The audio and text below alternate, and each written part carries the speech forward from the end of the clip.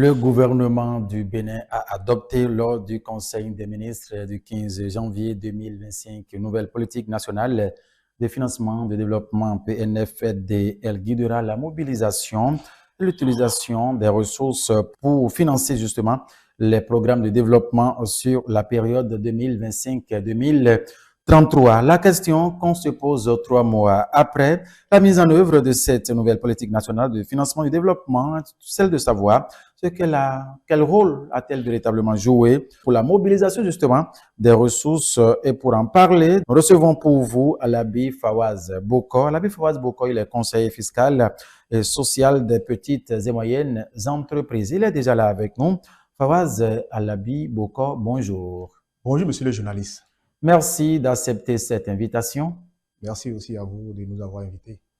Merci, mesdames et messieurs. Bonjour ou bonsoir, cela dépend de votre position sur la planète. C'est ainsi parti pour les 52 prochaines minutes que nous aurons donc à passer ensemble. Alabi Fawaz Boko, cette nouvelle politique mise en place par le gouvernement, en un premier temps, qu'est-ce qu'on peut retenir de cette nouvelle politique avec vous? Alors, merci, monsieur le journaliste.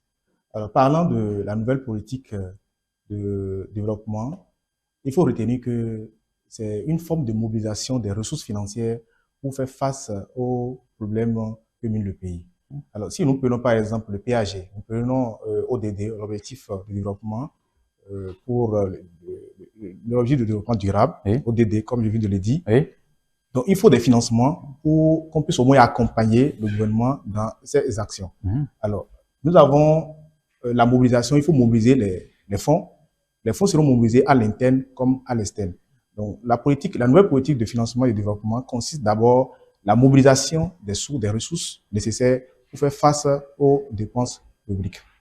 Alors, quand nous prenons la mobilisation interne, puisque tout pays normal nécessite, d'accord, de financement. Donc, il faut les financements externes et les financements internes pour faire face aux besoins du pays. Alors, quand je prends le financement externe, nous avons remarqué que il y a tellement de mots qui ont miné, d'accord, la mobilisation de ces financements. Si nous prenons, par exemple, les effets de Covid-19, qui persistent jusqu'à présent et qui empêchent également la mobilisation de ces financements. Quand nous prenons, par exemple, nos amis les djihadistes, d'accord, la présence de ces structures dans un État, c'est que empêche l'apparition des bailleurs au sein de ces pays. Donc voilà tant de mots qui minent actuellement, d'accord, le financement, la mobilisation de financement à l'extérieur. Sinon, nous avons aujourd'hui, d'ici 3 mois, nous avons aujourd'hui une augmentation de notre PIB. Nous avons une image concernant le secteur touristique qui attire d'ailleurs les visiteurs, qui attire les touristes, qui attire normalement les bailleurs. Nous avons un climat favorable pour l'implantation des secteurs industriels. Donc, bien même cela, la présence des djihadistes, la présence du fait qu'on dit simplement que les djihadistes sont au Bénin, ça empêche plusieurs bailleurs de pouvoir s'installer dans le pays. Voulez-vous dire ainsi que ça empiète un peu sur la confiance qui devrait exister normalement et qui devrait leur permettre justement de venir s'installer? C'est ce que vous voulez vous dire? Voilà. Donc, et ceci nous empêche la mobilisation de financement extérieur. Voilà. Vous voyez? Alors que quand j'ai parlé tout à l'heure, j'ai parlé de financement extérieur et de financement intérieur. Donc, vu l'évolution de notre PIB, c'est un indice qui permettra donc aux bailleurs de pouvoir au moins investir sur notre pays. Parce que notre balance commerciale devient de plus en plus améliorée, excédentaire. Alors, quand vous prenez par exemple les touristes, comme je viens de le dire, donc c'est un secteur qui est en train d'émerger et ça attire les bailleurs. Alors, quand nous prenons l'effet de Covid-19, comme je viens de le dire, ça a impacté l'économie de façon internationale, sur le plan international, non seulement le Bénin. Vous voyez un peu? Donc, voilà des mots qui bloquent plutôt la mobilisation des fonds sur le plan extérieur. Voilà. Alors, donc, nous ne pouvons que baser maintenant sur la mobilisation domestique. Donc, si nous revenons à notre sein, ici, nous n'avons pas de ressources, comme vous le savez bien. On ne peut que se baser sur quoi? Sur les recettes fiscales dont nous disposons pour pouvoir au moins mobiliser les sous. D'où les réformes que vous avez vues. Le PNFD, oui.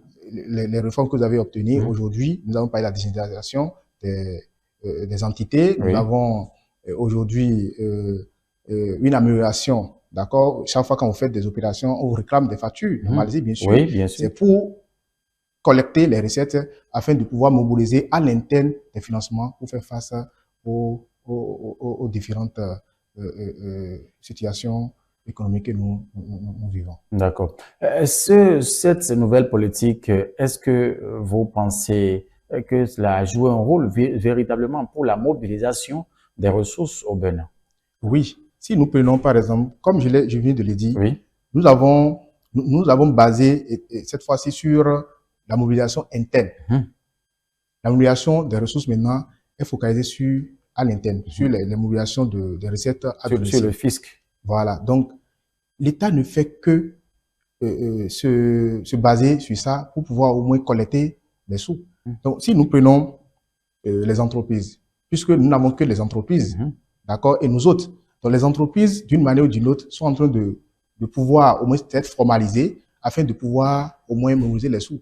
Donc ici, nous sommes dans une entreprise, nous sommes dans un pays où les entreprises sont de plus en plus informelles. Donc, il y a des mesures, les mécanismes nécessaires, d'accord, pour mobiliser les entreprises à se formaliser. Une fois que les entreprises se formalisent, je crois qu'ils peuvent au moins contribuer d'une manière ou d'une autre dans le panier fiscal qui constitue alors une mobilisation des ressources internes pour pouvoir au moins faire face au DD du pays. Vous êtes professionnel comptable. Est-ce qu'aujourd'hui, à voir la mise en application, la mise en œuvre de cette nouvelle politique, est-ce que vous avez comme impression que quelque chose a bougé? Dans quel secteur et de quelle manière? Alors, cette politique qui est la mobilisation des ressources, d'accord, a touché pas mal d'activités. Alors, quand vous voyez par exemple le tourisme, le tourisme aujourd'hui, mais vous le voyez bien, nous avons une émergence des activités touristiques. Et c'est grâce à ceci que nous avons au moins cette attirance. Et la mobilisation des ressources par les entreprises, le fisc, va nous permettre aussi de pouvoir au moins activer d'autres sous-secteurs qui sont négligés. Comme lesquels, par exemple? Bon, prenons le cas des activités sportives qui sont en temps négligées. Les énergies renouvelables également. Aujourd'hui, ces activités sont en train d'être stimulées, redynamisées, afin de pouvoir au moins mobiliser d'autres types de ressources, toujours à l'interne, vu que nous n'avons que cette source de revenus. Donc, voilà ce que nous pouvons faire pour pouvoir au moins avoir le nécessaire pour pouvoir faire face aux besoins de notre chère patrie. Ceci étant, est-ce que vous avez comme impression que le gouvernement béninois a déjà le dispositif nécessaire dans ce domaine afin d'atteindre véritablement les objectifs? Même si nous reconnaissons aujourd'hui que cette nouvelle politique a apporté, en tout cas, a apporté une touche particulière à la mobilisation des ressources aujourd'hui au Bénin. Vous êtes expert comptable, vous faites partie justement de ces formateurs-là et seniors. Est-ce que vous pensez que au niveau de ces différents secteurs, il y a quelque chose, une action a été menée justement afin d'amener les uns les autres à savoir justement le rôle, quel est leur pour l'atteinte de ces objectifs? Quels sont les secteurs que cela a par exemple touché et ce qui doit rendre en tout cas visible cette nouvelle politique afin de savoir, de faire comprendre justement aux citoyens le rôle qu'est le leur afin que l'objectif soit atteint dans la mobilisation des ressources pour le développement du pays? Alors, cette nouvelle politique a touché presque tous les secteurs d'activité. Quand nous prenons par exemple le secteur primaire, aujourd'hui, on a mené des politiques pour décourager d'une manière ou d'une autre les exportations des produits, des matières premières hors du Bénin. Donc, cette politique consiste à faire valoriser, d'accord, les matières premières, à la transformation de ces matières premières, à l'utilisation, à l'industrialisation de ces matières premières. Quand nous prenons par exemple le coton, aujourd'hui, le coton est transformé au Bénin. C'est parce que nous avons mené des politiques, l'État a mené des politiques pour pouvoir au moins empêcher l'exportation d'une manière ou d'une autre de coton, pour qu'on puisse au moins l'exploiter au Bénin. Mais en mettant en place, d'accord, les industries nécessaires. Quand nous prenons par exemple le cas de Gros Djibé, GDZ, d'accord, c'est les usines de transformation des matières premières au Bénin. Vous voyez un peu ce que je dis. Quand vous prenons également Akadjou, l'exploitation d'Akadjou est protocolée aujourd'hui. Donc, pourquoi? Parce que nous voulons pouvoir utiliser, d'accord, ces matières premières afin de pouvoir obtenir un produit fini. D'accord, pour alimenter le secteur secondaire, nous avons besoin de ces matières premières. Vous voyez un peu ce que je dis? Donc, alors que c'est l'industrialisation maintenant qui va maintenant nourrir le secteur tertiaire, qui est le commerce. Vous voyez un peu? Voilà. Donc, ça a touché d'une manière ou d'une autre presque tous les secteurs d'activité, de secteur primaire jusqu'au secteur tertiaire. Fawaz Alabi, et quelles sont les politiques sectorielles de développement au Bénin, si on peut toujours rester dans le même cadre, le même schéma, justement, pour parler les politiques sectorielles de développement au Bénin? Pour parler de politiques sectorielles, Oui. comme je l'ai dit, donc, quand nous prenons par exemple le secteur primaire, il y a des politiques qui sont liées à cela. Donc, ces politiques ne consistent que d'empêcher l'exportation de ces matières premières. Donc, cette politique, c'est de ça il s'agit. Quand nous prenons par exemple le secteur secondaire, la politique du secteur secondaire consiste à faire quoi? À la transformation des matières premières du secteur primaire. Alors, la politique du secteur tertiaire n'est que la commercialisation, d'accord, des éléments, les produits finis sortis par le secteur secondaire, qui est l'industrialisation. Donc, c'est les matières premières qui vont sortir, les produits finis qui vont sortir du secteur secondaire, sinon commercialisés, d'accord, au niveau des entités, d'accord, d'où le secteur tertiaire. Voilà. En dehors de ce secteur, il n'y en a pas d'autre en dehors du secteur tertiaire au Bénin aujourd'hui? Si, il y a un quatrième secteur qui est l'innovation aujourd'hui, l'innovation, la digitalisation, qui est en émergence. Vous voyez un peu ce que je dis. Donc, ce n'est pas encore trop développé, mais pour le moment, nous pensons que vraiment c'est aussi un effort que le gouvernement en place est en train de faire pour pouvoir au moins émerger la digitalisation au Bénin. Et dans le domaine de l'agriculture aujourd'hui, si nous reconnaissons que c'est le poumon de l'économie béninoise aujourd'hui, vous ne pensez pas que cette nouvelle politique a aussi impacté ce domaine? Oui, en ce qui concerne l'agriculture, c'est toujours le secteur primaire. Alors, vous voyez, quand il y a des mesures que le gouvernement a mises en place, d'accord, pour favoriser les agricultures. Quand vous prenez par exemple les terres agricoles, les terres agricoles sont exonérées de tous les impôts. D'accord? Donc, quelqu'un qui cultive, par exemple, une terre est exonéré de paiement de tous les impôts. D'accord? Voilà les mesures, une des mesures que l'État a mises en place pour pouvoir au moins permettre aux agriculteurs de se respirer. Alors, quand vous prenez par exemple les factures normalisées, par exemple, les factures normalisées mesure aujourd'hui qui permet la mobilisation des sous au gouvernement. Mais c'est exonéré. Il y a une dérogation qui est venue pour exonérer, d'accord, pour exonérer qu'on appelle les agriculteurs du paiement de l'AIB qui sera sur la facture. D'où on les a dit de ne pas émettre des factures normalisées. Donc, chaque agriculteur maintenant aujourd'hui, après avoir fini de produire, peut commercialiser sans pour autant émettre des factures normalisées. Vous voyez un peu? Donc, voilà les avantages, quelques avantages que ceux-là peuvent au moins bénéficier. Aujourd'hui, il y a encore des subventions. Des subventions qui sont aujourd'hui à la portée des agriculteurs pour l'accompagnement des intrants agricoles et des engrais chimiques et autres. Fawaz Boko, pensez-vous aujourd'hui que la mobilisation des ressources à travers le fisc aujourd'hui, est-ce que c'est chose facile? Est-ce que pensez-vous que cela aide le gouvernement justement à atteindre ses objectifs, parlant bien évidemment de la mobilisation des ressources pour le développement, pour la mise en œuvre justement des programmes de développement? Monsieur le journaliste, quand vous prenez par exemple les autres pays, il y en a qui se focalisent sur les deux sources de financement, le financement externe et le financement interne. Alors ici, notre cas, je viens de le dire à l'entame, que nous n'avons pas du tout eu la chance dans ce climat de pouvoir bénéficier du financement externe. Et par conséquent, on ne peut que focaliser sur le financement à l'interne, à domicile. Alors, nous n'avons pas de ressources nécessaires, nous n'avons pas du tout de ressources nécessaires pour pouvoir au moins faire fonctionner notre activité. Et du coup, nous sommes dans l'obligation de pouvoir au moins presser les poches, d'où les impôts, pour pouvoir au moins mobiliser les sous pour atteindre l'objectif de l'ODD. Alors, cette politique que le gouvernement a mise en place ne peut que nous amener, d'accord, à au moins se conformer aux réalités que vivent nos pays. Donc, si nous prenons par exemple les entreprises qui, avant, avaient des difficultés de paiement, qui ne savaient même pas du tout les impôts auxquels ils sont assujettis, qui ne savaient même pas les obligations fiscales. Alors, à travers ces réformes, à travers ces communications, d'accord, ça permet aujourd'hui aux entités de pouvoir au moins se lever d'eux-mêmes pour pouvoir payer les impôts auxquels ils sont assujettis. L'État les force d'une manière ou d'une autre en mettant des mesures, des barrières, d'accord, pour les empêcher de ne pas frauder.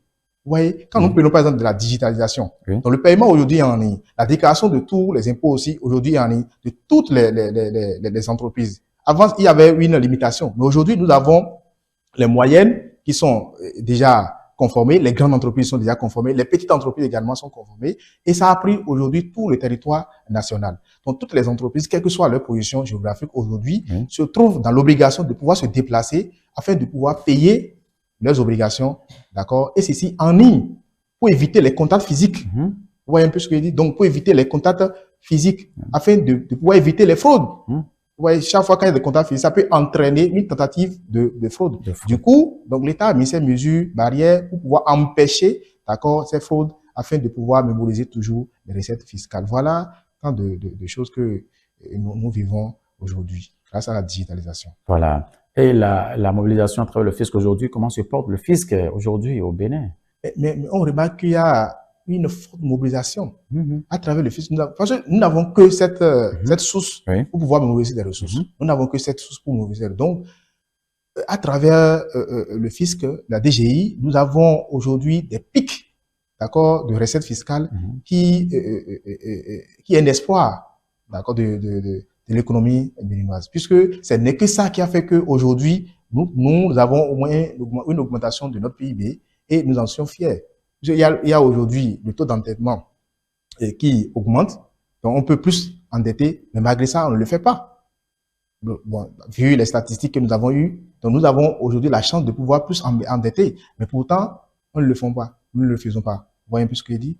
Donc, malgré que nous sommes à l'interne, nous ne mobilisons que des ressources à l'interne, donc ça porte une image, d'accord, positive vis-à-vis du pays. Et cette habitude, puisque depuis l'avènement du président de la République, le président Patrice Talon, justement, il y a eu assez de réformes dans presque tous les secteurs, ce qui n'a pas échappé.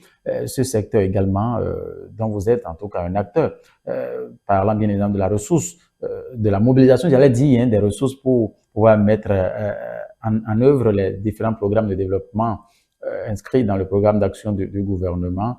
Et aujourd'hui, est-ce qu'on peut être à même, en tout cas, de dire que oui, on peut surfer uniquement sur ça là, afin d'atteindre un niveau aussi élevé dans le développement du Bénin?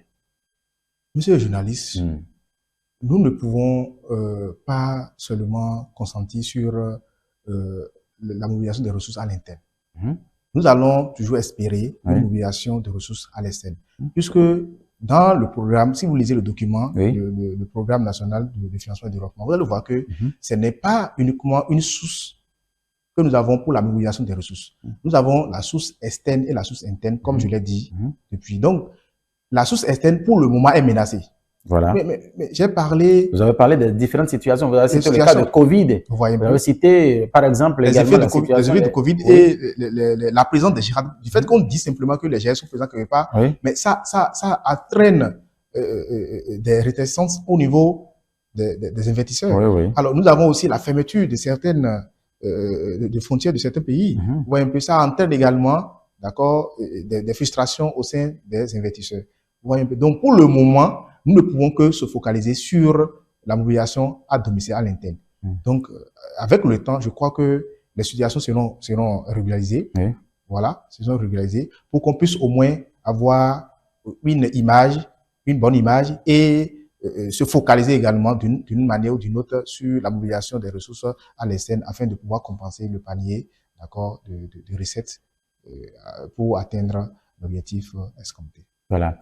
Au-delà de l'agriculture, au-delà du tourisme dont vous avez parlé, le secteur sportif également, vous en avez, bon, légèrement. Est-ce qu'il n'y a pas d'autres secteurs qui ont été touchés par cette nouvelle politique mise en œuvre par le gouvernement? Presque tous les secteurs sont en train d'être touchés. Quand vous prenez par exemple le cas des activités sportives, mais aujourd'hui l'État a mis en place, d'accord, des programmes, des politiques pour encourager, d'accord, les lauréats de chaque segment de l'activité sportive. Donc, il y a même des octrois de prix, il y a l'accompagnement sportif. Quand vous prenez par exemple, aujourd'hui, le sport de bras de fer au Bénin, mais c'est vraiment valorisé, ce qui n'hésitait pas. C'est tellement valorisé. Et chaque fois, chaque compétition, c'est toujours le Bénin qui gagne. Il y a les 4 dernières années, c'est toujours le Bénin qui a pu remporter, d'accord, cette coupe. Donc, ça veut que il y a autre regard qui est en train d'être mené pour pouvoir au moins rehausser le niveau des activités sportives au Bénin. Au Bénin. Oui, Fawazé, vous voyez, pour vous, avec le regard que vous portez aujourd'hui vers la mobilisation des ressources au Bénin, vous voyez que, oui, aujourd'hui, cette nouvelle réforme, cette nouvelle politique mise en place par le gouvernement a impacté considérablement le Bénin, c'est ce que vous voulez vous dire? Et ça a impacté considérablement pour le moment, parce que nous venons de faire 3 mois. C'est adopté le 15 janvier passé. Et déjà, nous ne pouvons que proclamer une victoire. Ça reste également à faire. Donc, vous voyez, donc c'est pour nous déjà une victoire du fait que d'ici, avec la mobilisation uniquement de recettes internes, nous observons ces résultats déjà à court terme. Vous voyez un peu, alors que ça reste du temps du chemin. Nous avons encore du chemin à parcourir. Pour cela, sinon de 6,5%, nous avons déjà atteint 7,5% de PIB aujourd'hui. Donc, c'est une avancée notable. Et comment pensez-vous qu'on peut justement travailler afin de pérenniser cette façon de faire pour le bien-être de l'économie béninoise? À ce qui concerne la mobilisation, ou bien, il faut que nous puissions, chaque acteur puisse au moins faire son travail. Il faut que chaque acteur soit responsable, d'accord, de ce qui se passe, et puis également contribuer d'une manière à une autre au panier fiscal. Parce que nous n'avons que ça. Comme je l'ai dit, nous n'avons que le panier fiscal à remplir afin de pouvoir atteindre l'objectif du pays. Donc, je vais souhaiter à ce que chaque participant, chaque acteur de la chaîne de mobilisation de ressources puisse au moins se donner, d'accord, contribuer d'une manière ou d'une autre afin qu'on puisse au moins atteindre l'objectif escompté. Et quel regard portez-vous aujourd'hui sur l'économie béninoise? Quel regard portez-vous sur cela, sur l'économie aujourd'hui au Bénin? Alors, pour parler de l'économie du Bénin de façon générale, nous ne pouvons que parler, d'accord, en termes de chiffres, de statistiques. Les statistiques parfois exposées, d'accord, prouvent que nous sommes dans une économie qui est en pleine émergence. Donc, on ne peut que applaudir cela. On ne peut qu'applaudir cela. Donc, vu les statistiques, chaque fois qui sont divulguées, qui sont sur le toit, donc on ne peut que applaudir, d'accord, les nouvelles réformes liées à la politique économique du pays. Et à quel niveau maintenant faut-il travailler? Puisque vous avez demandé à ce que les acteurs au niveau de la chaîne, chaque acteur puisse mettre la main à la pâte pour que l'objectif soit atteint, puisque cette nouvelle politique, c'est de 2025-2033. À quel niveau, sinon, comment pensez-vous que cela peut se passer pour que l'objectif soit véritablement atteint? Alors, il ne faut pas toujours focaliser sur les recettes fiscales, puisque souvent on dit taux d'impôt tue impôt.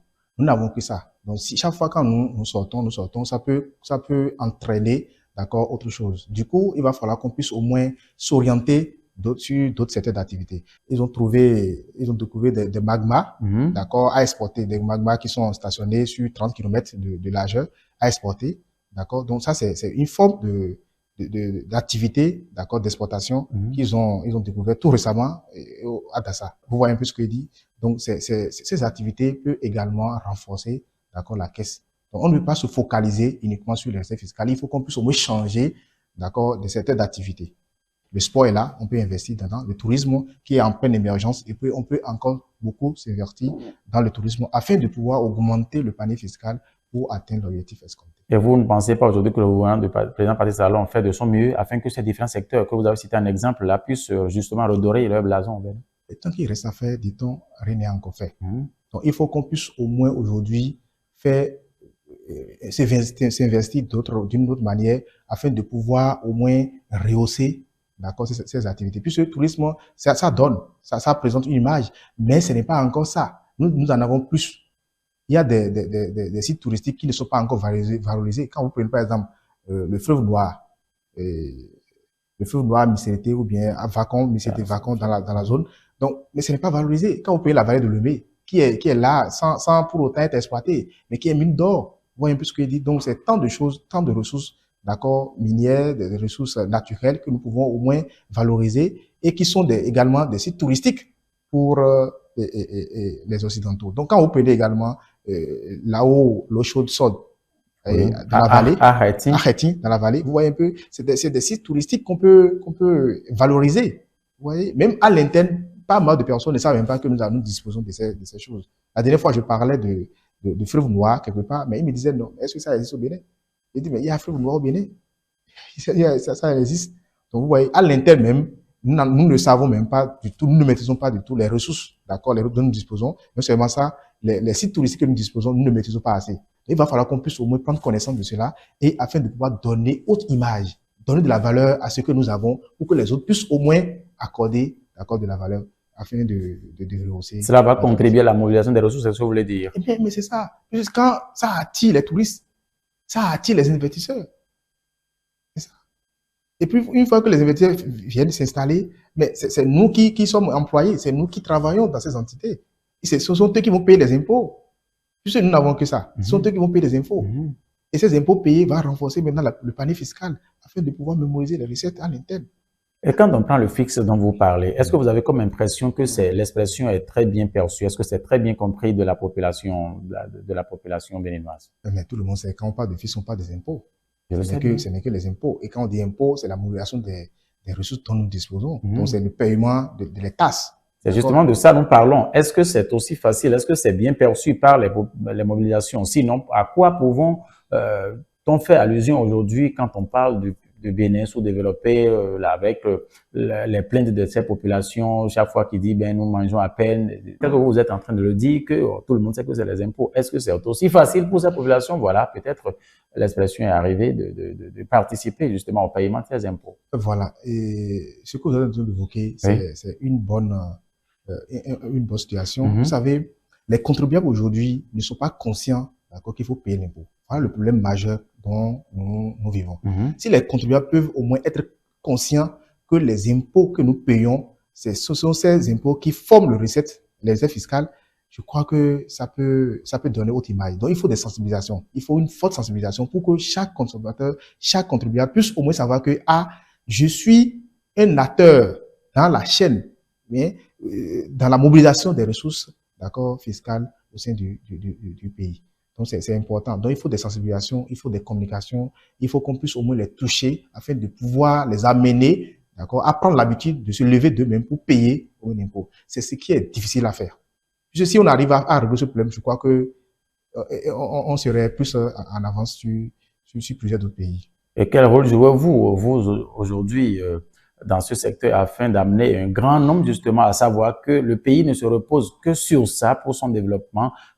Quel rôle jouez-vous concrètement au niveau de ces petites et moyennes entreprises afin de les amener à mieux comprendre l'importance de la chose? Une fois, nous avons toujours organisé des séances de sensibilisation, des séances de mission des factures normalisées pour les étudiants, pour les jeunes, pour les entités. On a fait même une randomisation pour permettre aux entités, d'accord, qui ne sont pas encore en train d'être, qui ne sont pas formalisées, qui sont dans l'informel, afin de pouvoir se formaliser. Vous voyez un peu. Alors que quand ces entreprises se formalisent, ça peut au moins contribuer d'une manière ou d'une autre dans la contribution du panier fiscal. Donc, c'est déjà un effort que nous faisons à notre niveau, sans pour autant consulter, d'accord, d'autres, sans pour autant avoir des subventions. Nous faisons déjà des efforts vers les entreprises pour les sensibiliser. Une fois on a eu à sensibiliser les entreprises, on fait des formations aux jeunes de façon gratuite pour pouvoir les apprendre comment il faut. Parce qu'aujourd'hui, si vous êtes un contribuable lambda, et à chaque fois quand vous réalisez une opération, vous êtes dans l'obligation de pouvoir émettre des factures normalisées afin de pouvoir bénéficier votre revenu. Donc, en émettant ces factures, vous payez un impôt là-dessus. Donc, il y en a qui cherchent à frauder, qui cherchent à ne pas émettre, d'accord, en voulant passer à côté. Donc, on les sensibilise en leur montrant que voilà, ce que vous payez, ce n'est pas pour celui à qui vous avez fait la prestation, mais plutôt à l'État. Donc, du fait que vous réclamez facture normalisée ou du fait que vous délivez facture normalisée, c'est pour s'assurer également que le surplus que vous payez, ce n'est pas pour l'intéressé, mais plutôt pour qui? Pour l'État, pour la contribution de recettes fiscales. Et ces actions dont vous avez parlé, vous avez comme impression que ça porte leurs fruits dans cette nouvelle politique mise en place par le gouvernement? Ça porte sauvagement du fruit. Aujourd'hui, nous avons remarqué que plusieurs entreprises et plusieurs personnes sont maintenant en train de pouvoir au moins se formaliser. Mais certes, ça reste encore à faire puisqu'il y a des gens qui ne maîtrisent, qui n'ont même pas de numéro IFU. Donc, il faut que le gouvernement en place puisse au moins avoir des mécanismes. Je crois qu'ils sont en train de le faire, mais c'est pas encore ça. Il faut qu'on puisse au moins avoir des mécanismes pour que chaque citoyen puisse au moins avoir un numéro IFU. Et ceci va favoriser, d'accord, la création d'un compte sur la plateforme. Puisque aujourd'hui, c'est en ligne, les factures sont en ligne, sur la plateforme IMSF. pour leur permettre de pouvoir émettre facilement les factures. Parce que ce n'est que ça aujourd'hui qui assure que les impôts que vous payez entrent directement dans la caisse de l'État. Voilà. Alors, Faraz Boko, nous sommes presque à la fin de cette émission. S'il vous était donné peut-être un message, un appel à toute la population afin de reconnaître justement que autant que nous sommes, chaque citoyen a son rôle à jouer pour la mobilisation des ressources pour permettre au gouvernement justement de réaliser, de mettre en application ces différents programmes de développement au Bénin. Que diriez-vous? Alors, merci monsieur le journaliste. En ce qui concerne la mobilisation des ressources aujourd'hui, nous n'allons pas toujours focaliser sur les recettes fiscales, puisque c'est la seule chose que nous avons. Donc, il faut que nous puissions au moins changer un peu de secteur.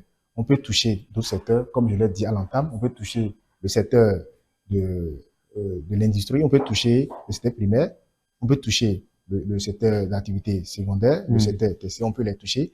D'accord? On peut toucher également le secteur touristique afin de pouvoir au moins collecter d'une manière ou d'une autre les recettes fiscales aujourd'hui au Bénin. Voilà, donc c'est votre message au niveau aux acteurs des petites et moyennes entreprises. On a peut-être un message à leur endroit? Alors, ce que je vais dire aux petites et moyennes entreprises qui refusent de payer les impôts, je vais les inviter donc à désormais se conformer, d'accord, de se lever d'eux-mêmes pour pouvoir payer. Parce que quand vous allez au niveau du régime supérieur des grandes entreprises, on ne va pas parler du régime du réel, c'est que il y a un minimum que vous payez, qui est de 250 000 par exemple. Il y a un minimum que vous payez, alors que vous êtes une micro-entreprise.